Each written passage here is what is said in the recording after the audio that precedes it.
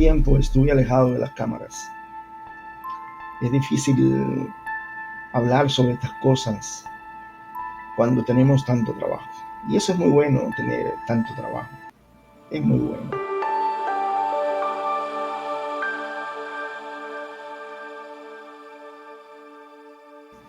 Nosotros en algunos videos anteriores habíamos hablado de un concepto sumamente importante que era el concepto de aprendizaje. Ese concepto que, digamos, en otras ciencias o en otros campos del saber científico, como en la fisiología, no se le llama aprendizaje, pero sí se le llaman, por ejemplo, reflejos condicionados. Y cuando se habla de aprendizaje, surgen de inmediato determinadas preguntas que saltan del tintero. Una de ellas es, por ejemplo, ¿qué es aprender? La segunda, ¿por qué aprendemos o para qué aprendemos? La tercera sería, ¿qué es lo que nosotros podemos aprender? Y en ese sentido, de esa manera, ya en videos anteriores habíamos respondido a esas preguntas.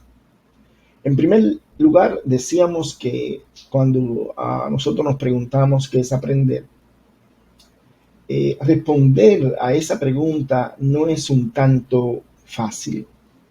¿Por qué? Porque precisamente todos los campos del saber, en todos los campos del saber, existen determinadas tendencias, escuelas, existen determinadas fuerzas ideológicas que siempre de alguna manera lo más probable es que se contradigan o que converjan en algún punto. Quiere decir que el concepto que se está definiendo no es un concepto que libremente se pueda dar determinados indicadores o parámetros de esencia, porque siempre va a existir alguien que de una manera u otra se oponga. A veces dichas oposiciones no son antagónicas y hay que descubrir muy bien mediante el análisis de qué se está hablando.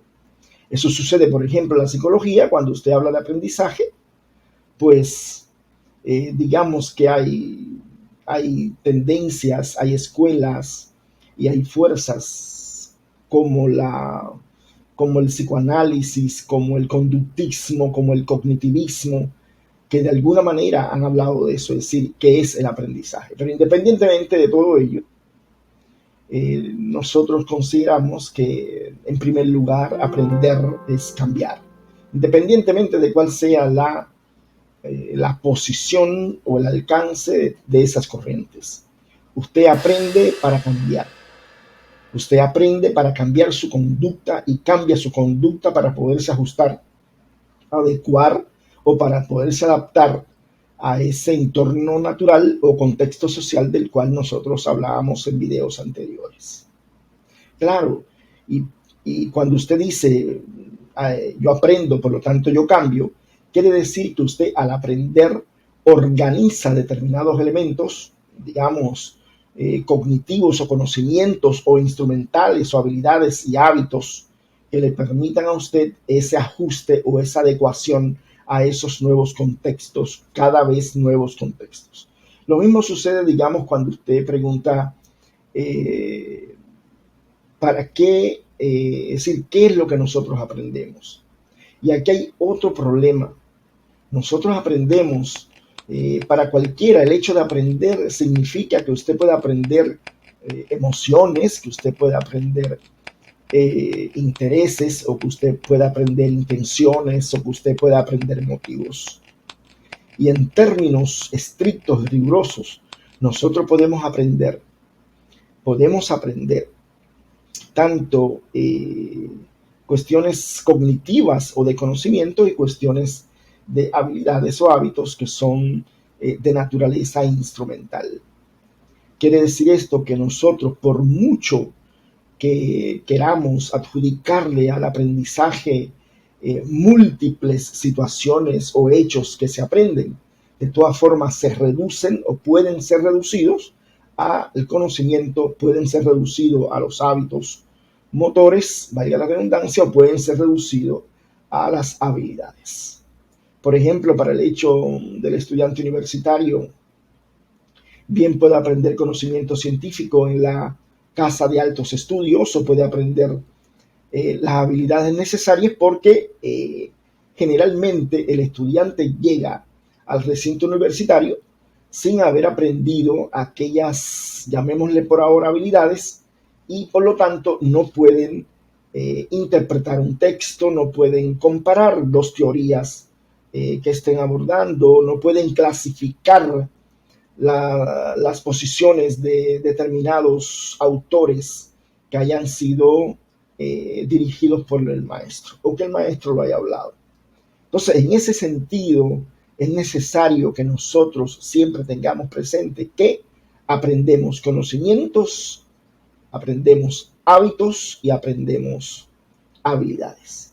De esas tres cuestiones, de esta triada, nosotros pudiéramos hablar en video posteriores. Y por último, algo que nosotros nos impele a hablar son, en este sentido, los problemas de aprendizaje tienen que ver cuando comenzamos nosotros a aprender.